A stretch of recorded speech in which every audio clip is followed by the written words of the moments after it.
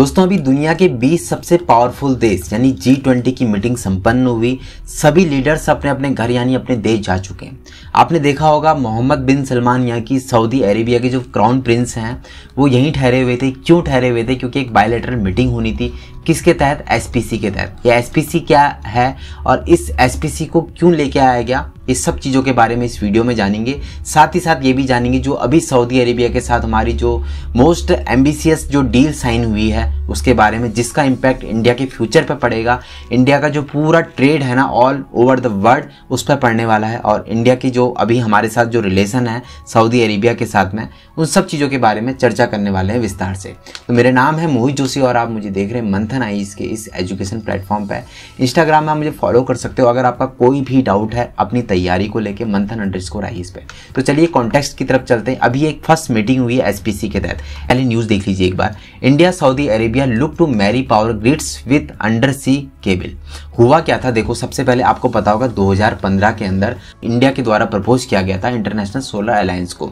जैसा कि 2023 के अंदर यानी इसी साल हम लोगों ने क्या अनाउंस किया, ग्लोबल बायोफ्यूल अलायंस। ओके, इसी तरीके से उस टाइम में इंटरनेशनल सोलर अलायंस को जो है अनाउंस किया गया था। उसकी जो पहली जो मीटिंग होती है यानी पहली असेंबली जो मीटिंग होती है 2018 के अंदर होती है।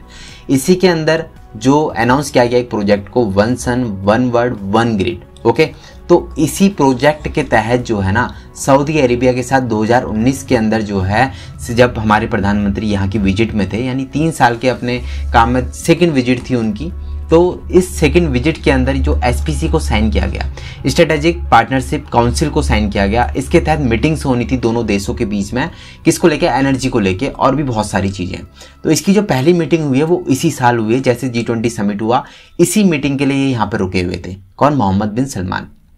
ओके, इस मीटिंग के बहुत सारे रिजल्ट आउटकम से निकल के आए, उनके बारे में बात करेंगे। सबसे बड़ा जो आउटकम है उसके बारे में खास तौर पर बात करेंगे। ओके, तो चलते हैं। सबसे पहले इतना आई होप आप समझ गए होगे जो जो चीज़ें अभी हम लोगों ने बात करी। तो इन दो लीडर्स के बीच में क्या क्या चीज़ें डिस्कस हुई हैं?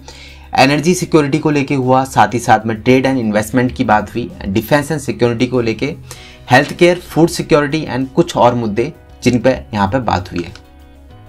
अभी हम इंडिया और सऊदी अरेबिया की बात करें ना, सऊदी अरेबिया के साथ में क्या चीज़ है? हम लोग एक तरह के बायर हैं और सऊदी अरेबिया सेलर है। किस चीज़ को सेल करता है? जो आप देखते हो कि सऊदी अरेबिया है, यूएई जनरली किस पर डिपेंडेंट है? अपने जो ऑयल रिसोर्सेज हैं इनके या गैस रिसोर्सेज हैं। ओके, ये क्या करते हैं? ये कंट्रीज दूसरे देशों को ऑयल बेचती हैं, इससे इनको मुनाफा होता है, पैसा होता है, मतलब इस तरीके से ट्रेड करते हैं। दूसरे रिसोर्सेज इनके पास में इतने ज़्यादा है नहीं, तो ये भी क्या चाहते हैं? डाइवर्सिटी चाहते हैं अपने ट्रेड में। तो इंडिया और सऊदी अरेबिया के बीच में इस तरीके का जब ट्रेड होगा, यहाँ पर मतलब बायर और सेलर वाला रिलेशनशिप अब डेवलप होगा। अब मतलब दोनों तरफ से बातें होंगी। अभी क्या हो रहा था कि हम लोग क्या है, बायर हैं, वो सेलर है, वो ऑयल बेच रहा है, हम खरीद रहे हैं। अभी क्या है ना, हम लोग क्या करने वाले हैं? पावर बेचने वाले हैं। किसको? सऊदी अरेबिया को। ठीक है, तो ये सब चीज़ें आप लोगों को समझ में आ रही होंगी। तो किस किस चीज़ को लेके यहाँ पर सहमति बनी है? अंडर सी जो है इंटरलिंक किया जाएगा। कैसे? इलेक्ट्रिसिटी ग्रिड्स को लेके, रिन्यूएबल पावर को लेके एंड ग्रीन हाइड्रोजन को लेके। तो अंडर सी इंटरलिंकेज ये होगा कैसे, इसके बारे में भी समझते हैं। देखो यहाँ पे ये रहा इंडिया वाला रीजन, ये रहा आपका सऊदी अरेबिया वाला रीजन। यहाँ पर आपको यूएई देखने को मिल जाएगा, इधर ही ओमान है। ओके, तो यहाँ पर अब मानो सपोज ये अपना इंडिया का पोर्ट है, यहाँ पर सऊदी अरेबिया का पोर्ट है, तो इस तरीके से हम लोग लिंकेज बनाएंगे आपस में। ओके, या तो इस तरीके से बना सकते हैं या हम लोग क्या कर सकते हैं, ओमान के थ्रू ओमान तक लिंक कर सकते हैं और उसके बाद सऊदी अरेबिया के अंदर। राइट, तो ये हमारा मतलब इस तरह का एम है इस प्रोजेक्ट के अंदर जो अभी डील साइन हुई है हमारी सऊदी अरेबिया के साथ में। टोटल देखें ना 485 यानी 485 अंडर सी केबल से इस टाइम में वर्ल्ड वाइड जो है ऑपरेशन में है। ओके, तो सबसे बड़ा जो है ना कौन सा है? वाइकिंग जो है अंडर सी केबल है, वो है जो ब्रिटेन और डेनमार्क के बीच में। कहाँ पे है देख लेते हैं, 764 किलोमीटर का वाइकिंग इंटरलिंक अंडर सी। ओके, तो यहाँ पे देखोगे आप, ये रहा यूके, ये रहा डेनमार्क, इन दोनों के बीच में एक अंडर सी केबल है जिसका नाम है वाइकिंग लिंक। यहाँ पर एक और आप देखोगे नॉर्थ सी लिंक, ये भी काफ़ी लंबा है, दोनों की कैपेसिटी लगभग सेम है। कितनी कैपेसिटी है? वाइकिंग लिंक की capacity 1.4 gigawatt and North Sea link की कैपेसिटी है 1.4 गीगावाट, दोनों की लगभग सेम है। ओके, इसका one sun one world one grid जिसके तहत ये सब चीज़ों की बात कर रहे हैं हम लोग, इसको समझते हैं थोड़ा। इसमें क्या है ना, जैसे इंडिया है, इंडिया आपको पता है सोलर एनर्जी को अच्छा खासा प्रोड्यूस करता है, राइट। तो जब सोलर एनर्जी अच्छी खासी यहाँ जनरेट हो रही है तो वो शेयर भी करेगा, राइट, एक्सपोर्ट भी करेगा। तो इसका मकसद यह है कि हम लोग क्या करेंगे, साउथ जो एशिया है उसके अंदर ये सोलर एनर्जी को डिस्ट्रीब्यूट करेंगे एज ए पावर। इसके बाद जो हम लोग क्या करेंगे, जब यहाँ पर चीज़ें हो जाएंगी तो हम लोग चलेंगे कहाँ पर, मिडिल ईस्ट की तरफ, यानी सऊदी अरेबिया वाला पार्ट या यूएई वाला पार्ट।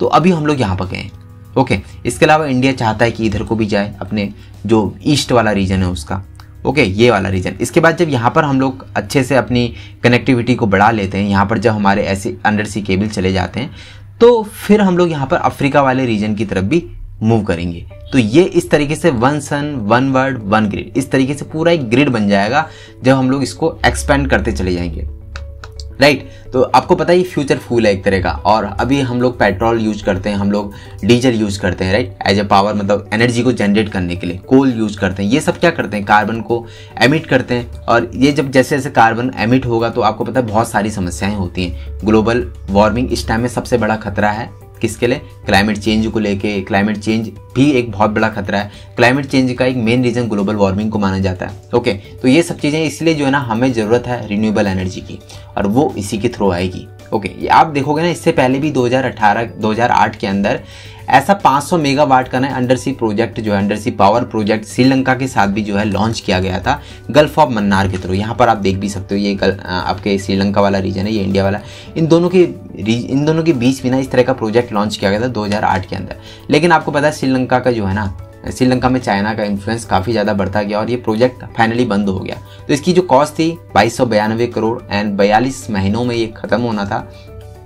इसके अलावा आप देखोगे इंडिया जो अभी में ना फिलहाल जो है एक्सपोर्ट करता है, किसको, पावर एक्सपोर्ट करता है बांग्लादेश और नेपाल को, और इंपोर्ट करता है भूटान से, ओके। जो अभी इंडिया है वो एक्सपेंड करना चाहता है अपने आप को म्यांमार और उसके जो भी बियॉन्ड जो कंट्रीज हैं उन सब में, राइट। तो अभी जो इंडिया और सऊदी अरेबिया के बीच में जो डिसाइड हुआ है, ये जो प्रोजेक्ट है ना टोटल, मतलब उसमें जो रिफाइनरी बननी है वेस्ट कोस्ट पे, मीन्स महाराष्ट्र वाले कोस्ट पे जो रिफाइनरी बननी है, वो $50 बिलियन को जो है इसमें इम्प्लीमेंटेशन के लिए रखा गया है।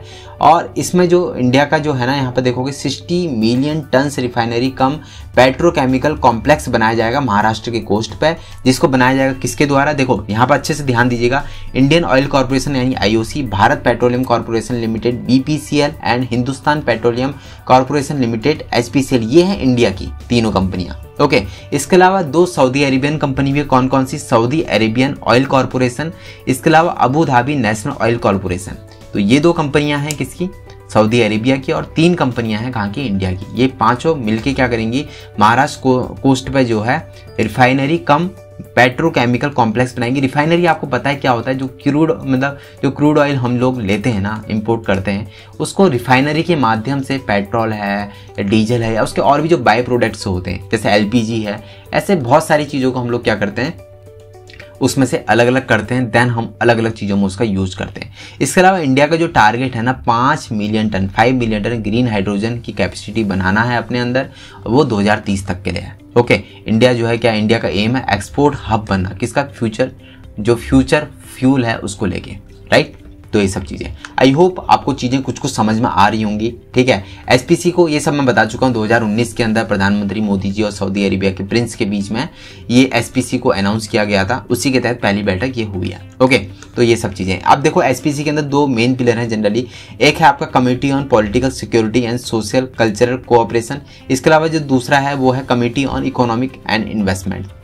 आई होप आपको बहुत चीज़ें जानने को मिली होंगी इस वीडियो में। अगर इस वीडियो में आपको कुछ भी सीखने को मिला है, अगर वीडियो पसंद आया तो चैनल को सब्सक्राइब कर लीजिएगा अगर नहीं किया है तो, ठीक है। इसके अलावा बेल नोटिफिकेशन पर क्लिक कर सकते हैं।